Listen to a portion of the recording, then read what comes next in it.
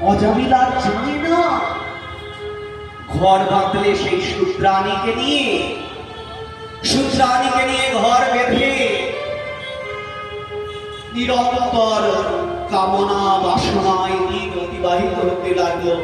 ব্রাহ্মণোচিত সমস্ত কর্ম সে ভুলে গেল, শুধু ভোগ আর ভোগ। তাকে পরিবর্তিত করবার জন্য মদ্যপান করে, জীবন নির্ধারণ করবার জন্য পশু হত্যা করে। সেই মৃত পশুর মাংসের দ্বারা তার জীবনের আহার হয়ে থাকে।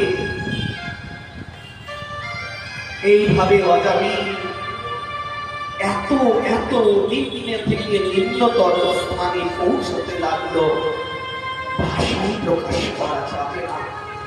জীবন ধারণের জন্য